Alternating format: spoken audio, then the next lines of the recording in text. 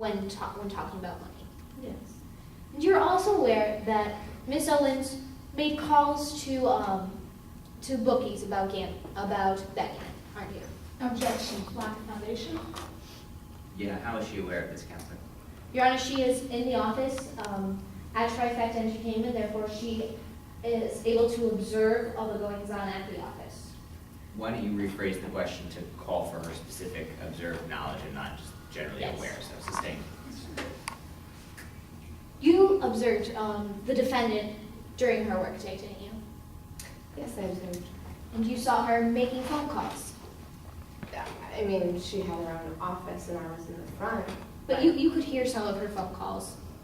Occasionally. And some of those occasional phone calls you heard were her making bets, weren't they? Oh, it was no secret that she liked to gamble. Right, she likes to gamble. Mm-hmm. And in fact, one time you were walking with Miss Owens after work, Yes. and her car tires were slashed, weren't they? Oh, it was so unfortunate. It was her prized vintage Aston Martin. Right, it was her vintage Aston Martin. And you thought she would be upset about this, didn't you? Yeah, but surprisingly, she turned to me and she said, you know, Miss Michaels, it's nothing that I can't handle, so I didn't worry about it any further. She said, in fact, that's what happens when you get into gambling with the wrong people. Yes, she did.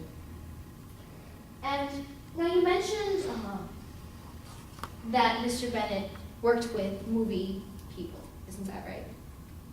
Mr. Bennett was in the movie business. I'm not sure what you mean by movie people. He worked with actors, Yes. crew members, and Mr. Bennett specifically worked with Alex Grace. Yes, for a short time. Under Trifecta, of course, it wasn't just Mr. Bennett. And in fact, Miss Owens requested that Alex Grace be brought back into Trifecta, didn't she? Yes. And Mr. Bennett, to the best of your knowledge, did not want Alex Grace back in, did she? You know, it was a little bit of a sore spot. He was against the deal, but it was all for reasons of her reputation at that time. Right, so back to my question. I'm sorry. Mr. Bennett did not allow it to Objection, work. speculation as to what Mr. Bennett wanted. I don't think she finished the question. Why don't you finish the question, Counselor, and then we can... Back to my question. Mr. Bennett refused to allow Alex Grace back onto a Trifecta contract. I believe that's true. Thank you. No further questions, Your Honor. You right? No, Your Honor, may the witness be excused? Yes, you may. Thank you, Ms. Michael. Are we doing closing? Did you guys not ready for that? I'm okay. I think I can do it. Okay. I guess I could, I don't know, It's totally up to you. I don't. I think it's good. You want to do it? No. I'll just find out. Your own clothing.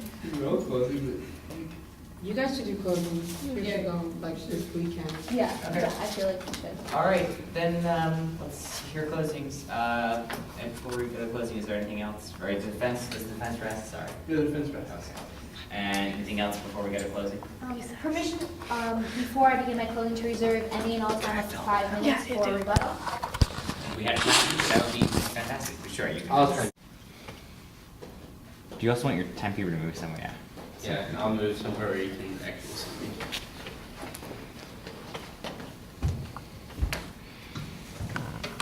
Okay, Ms. Murphy, whenever you're ready. Partners in business, partners in crime. On June 16, 2008, the defendant, Jackie Owens, met Jacob Bennett at the dock at Midlands Marina, shot and killed him, stuffed him into the trunk of her car, and buried him at the foot of Calkins Cliffs here in Midlands. But she then disposed of the gun and fled the country. But the defendant did not work alone. She, along with her other partner, Casey Maxwell, worked together to remove Jacob Bennett from their business and from their lives. Casey Maxwell set up the appointment at the Midlands Marina that night. She loaned the defendant a gun. They worked together, hoping that they would not get caught. But they made a mistake. They made the mistake of taking another human life, and we are here today to make certain that they pay for this mistake. Now, we as the prosecution have the burden of proof in today's case. We must have proved to you beyond a reasonable doubt that the defendant murdered Jacob Bennett and tampered with evidence. Now, reasonable doubt is a high burden in our court system today, but we are confident that we have met that burden. As the judge will instruct you in a few minutes, reasonable doubt does not include any doubt, but rather it is a doubt based on reason. Think of it like this. You're putting together a jigsaw puzzle. When you dump out the pieces, they don't make sense. They don't form one complete picture. You have to connect the pieces together to form sections. Little by little, you connect all the pieces to form one complete picture.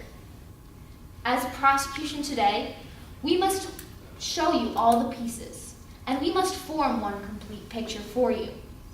Ladies and gentlemen of the jury, we have done this, and we have painted a picture for you of Jackie Owens as the murderer of Jacob Bennett. So what pieces of evidence did we bring to you today? Now, unfortunately, this is not one of your cases that you see on TV that can be solved in 50 minutes. We have no video recording of this murder being committed. We don't have the defendant's fingerprints on the murder weapon. But what we do have is sufficient evidence to convict Jackie Owens. Now, from Hunter Maximusa, a stargazer on that night, we learned that a Maserati Quattroporte pulled up to the Midlands Marina around 10 p.m. A figure got out and entered Casey Maxwell's boat. A little bit later, another figure arrived at the Midlands Marina and got out. Miss Maximusa then told you that she heard an argument and a gunshot. She then saw a figure stuffing a large object into the trunk of the Maserati. This Maserati Quattroporte then drove off in the direction of where Jacob Bennett's body was found later that month. We can connect this evidence to evidence from Dr. Lee. Dr. Lee told you Detective Finch. Detective Finch told you that Jacob Bennett was supposed to meet Casey Maxwell at the Midlands Marina at 10:30 that night. So the second figure that Miss Maximusa saw was Jacob Bennett. The shot that Miss Maximusa heard was the shot that killed Jacob Bennett, and the large object stuffed into the trunk of the car was the body of Jacob Bennett. But Jacob Bennett did not meet Casey Maxwell at the boat. She met the defendant. We heard from Dr. Lee that the defendant owns a black Maserati Quattroporte. This car is the same type of car that was seen by Miss Maximusa on that night. Now, when inspecting this Quattroporte, Dr. Lee found mud on the car, both on the interior and the exterior. But this wasn't just ordinary mud. This mud was unique in that it had a high concentration of calcium carbonate, or chalk. Detective Lee then told you that this mud containing this chalk can be found at the foot of the Calkins Cliffs where Jacob Bennett was found. The mud on the defendant's car places the defendant at the foot of the Calkins Cliffs, burying the body of Jacob Bennett.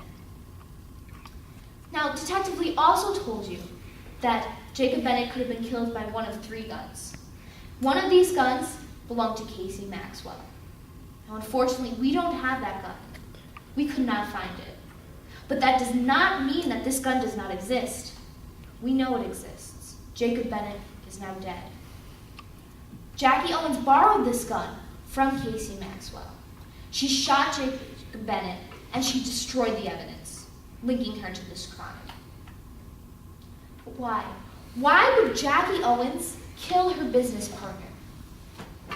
2 words: gambling debts. You heard from Detective Finch that Miss Owens had $5 million owed in gambling debts. She had a gambling problem, and she was feeling the consequences. So she looked for any possible way out of this problem, and as a result, killed Jacob Bennett. This way out came in the form of an agreement with dueling lens